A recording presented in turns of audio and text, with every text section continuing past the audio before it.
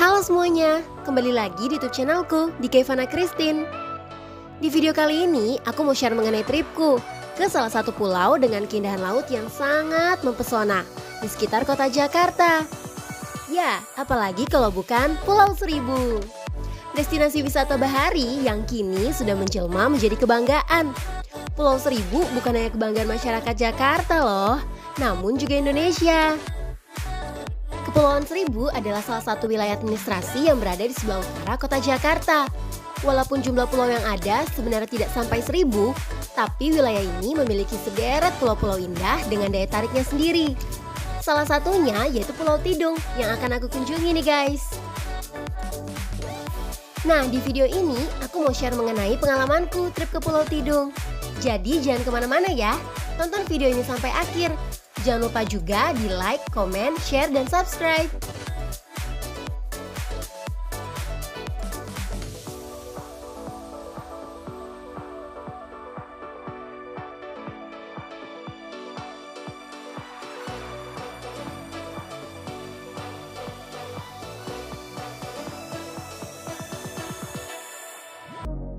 Tepat pukul 7:20, aku sampai di Pelabuhan Muara Angke.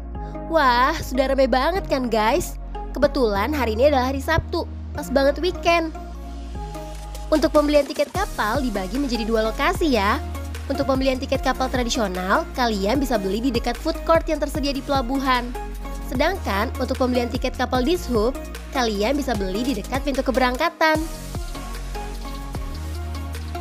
Nah, di tripku ke Pulau Tidung kali ini, aku menggunakan kapal tradisional. Oh ya guys, untuk ke Pulau Seribu, kalian bisa menggunakan 3 jenis kapal ya, seperti kapal tradisional, kapal dinas perhubungan atau dishub, dan speedboat. Untuk menggunakan kapal tradisional dan dishub, kalian bisa dari Pelabuhan Muara Angke, Jakarta Utara. Dan untuk kapal tradisional juga bisa dari Pelabuhan Rawasaban, Tangerang ya. Tapi untuk speedboat, kalian hanya bisa dari Marina Ancol. Untuk harga tiket kapal itu sendiri tergantung destinasi ya. Untuk kapal tradisional menuju Pulau Tidung dikenakan sebesar 75.000 dan ada biaya peron sebesar 2.000. Jadi totalnya 77.000 per orang.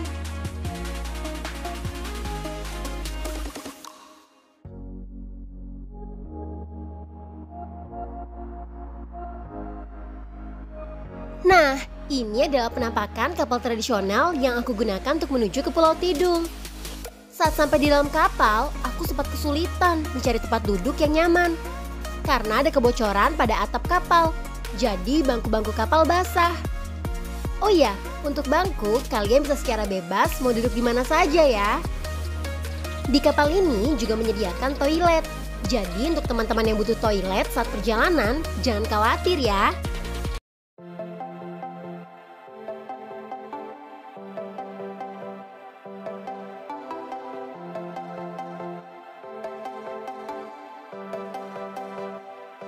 Untuk jadwal keberangkatan kapal tradisional yaitu pukul 8 pagi.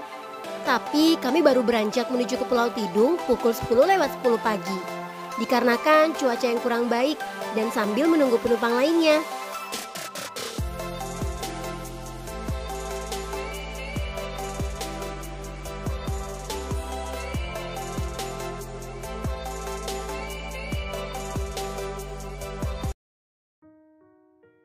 Menyeberang ke Pulau Seribu ini mengingatkan kami akan duka yang mendalam atas kejadian kecelakaan pesawat Sriwijaya.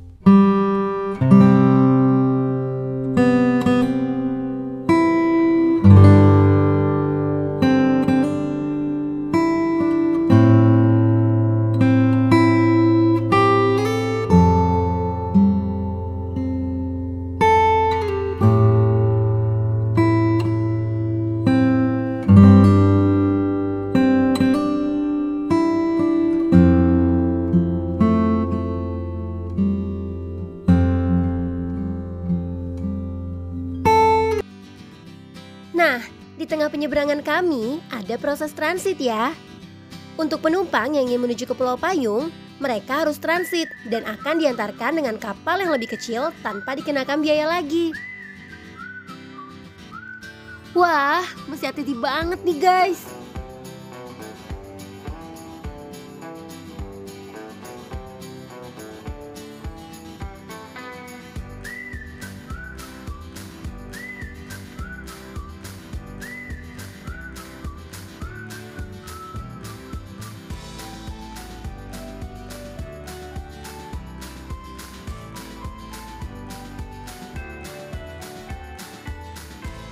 Tepat pukul 1:20, akhirnya kami sampai di dermaga Pulau Tidung Besar. Untuk perjalanan memakan waktu 3 jam lebih. Wah, lama juga ya. Sesampainya di Pulau Tidung, kami segera menuju ke tempat penginapan, dipandu oleh pemilik penginapan. Aku booking penginapan di Sera Homestay ya, dengan harga 300.000 per malam di tiket.com. Untuk fasilitasnya cukup lengkap, disediakan 2 double king bed, TV, dispenser, cermin, AC, dan ada kamar mandi di dalam. Homestay ini cocok banget untuk menginap antara 5-6 orang. Selain itu, saat keluar dari homestay ini, kalian juga bisa langsung melihat pemandangan laut loh, yang berada di sebelah kiri homestay. Oh ya, penginapan ini terletak hanya 200 meter ya dari dermaga Pulau Tidung.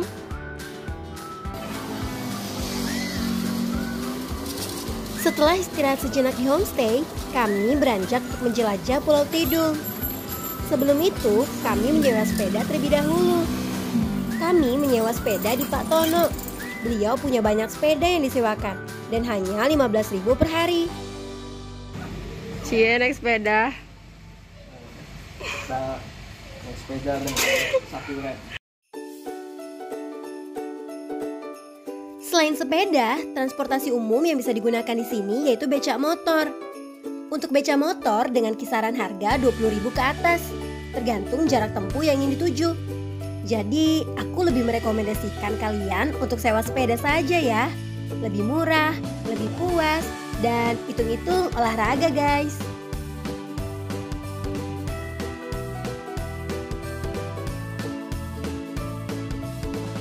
Sekarang kami sudah sampai di wilayah Jembatan Cinta, ikon utama wisata Pulau Tidung. Sayangnya, wisatawan tidak diperbolehkan untuk membawa sepeda ke Jembatan Cinta. Jadi harus diparkir terlebih dahulu ya. Sebelum bermain di Jembatan Cinta, kami memutuskan untuk makan siang terlebih dahulu. Di sini ada berbagai macam jenis makanan, dari nasi goreng, bakso, sampai seafood.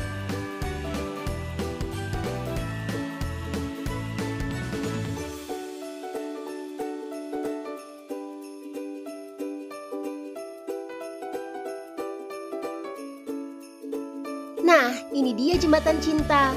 Jadi, Pulau Tidung memiliki 2 pulau, yaitu Pulau Tidung Besar dan Pulau Tidung Kecil, yang dihubungkan dengan jembatan yang disebut Jembatan Cinta ini. Dulu, jembatan ini terbuat dari kayu, tapi seiring dengan animo masyarakat yang tinggi untuk mengunjungi jembatan ini, dan untuk faktor keselamatan serta kenyamanan, akhirnya dibangun kembali menggunakan beton yang lebih kuat.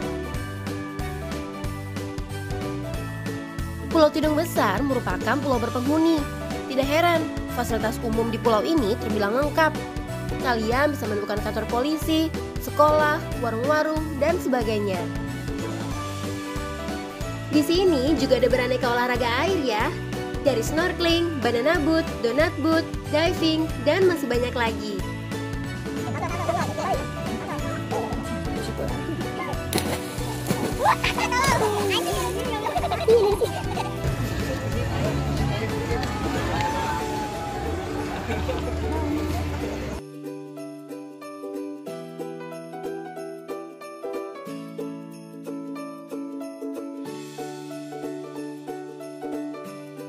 Nah, di penghujung jembatan menapaki pantai Pulau Tidung Kecil.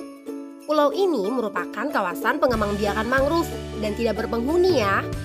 Kalian juga bisa menelusuri pulau ini melalui jalan setapak yang dipenuhi dengan ilalang dan pantai sepi dengan pasir putihnya.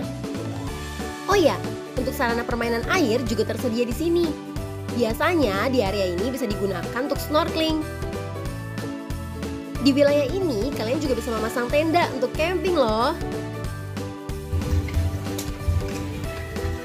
Sore harinya, niat hati kami ingin mengunjungi bagian Tanjung Barat Pulau Tidung. Informasi yang didapatkan dari warga setempat bahwa di sana tempat terbaik untuk melihat keindahan terbenamnya matahari. Tapi karena ada halangan, akhirnya kami harus mengurung niat kami untuk pergi ke sana. Kalau teman-teman berkunjung ke Pulau Tidung, jangan lupa ya cobain ke Tanjung Barat. Bagi teman-teman yang mau berkunjung ke Jembatan Cinta pada malam hari, juga bisa loh. Untuk jalan setapak menuju ke sana pun disediakan lampu jalan, jadi nggak terlalu gelap ya.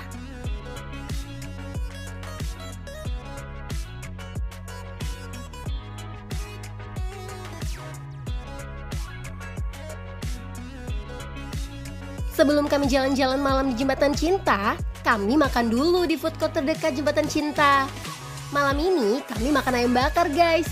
Terasa banget bumbunya, sambelan juga nendang, enak pol deh. Nah ini penampakan Jembatan Cinta di malam hari. Hanya ada sedikit lampu jalannya guys. Akhirnya kami memutuskan untuk ngobrol-ngobrol aja deh di tepi pantai sambil menghirup udara segar malam. Oke, sekarang aku sudah ada di dermaga Pulau Tidung besarnya. Begini aku mau beli tiket dulu untuk keberangkatan ke Muara Angke balik. Untuk yang kapal di sub itu udah kelewat ya, karena dia udah berangkat jam 8 dan kita harus antri dari subuh atau bahkan dari tengah malam, informasi yang aku dapatkan. Jadi aku mau beli yang kapal tradisional aja deh.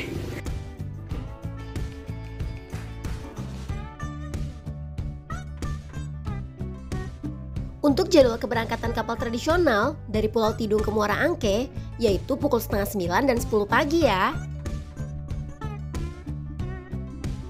Nah, tepat pukul 10 pagi, kapal kami pun beranjak menuju ke Muara Angke.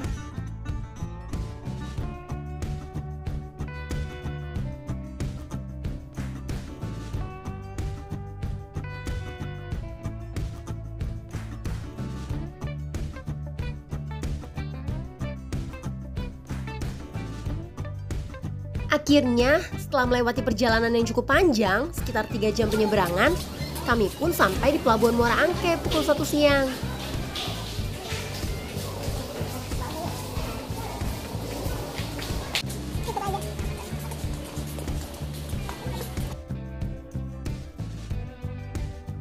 Nah, bagi kalian yang membawa kendaraan motor, kalian juga bisa parkir di dalam area pelabuhan atau di luar. Untuk parkiran dalam, biaya parkiran dikenakan kepada kami itu 33.000. Sepertinya parkir di luar akan lebih murah.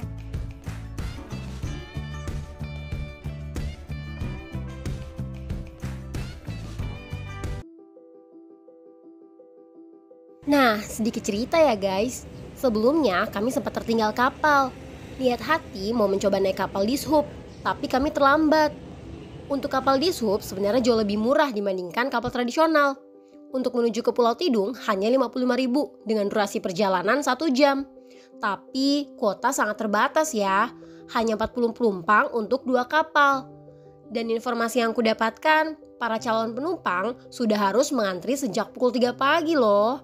Nah, kalau teman-teman tertarik naik kapal dishub, harus siap-siap ya, antri lebih pagi.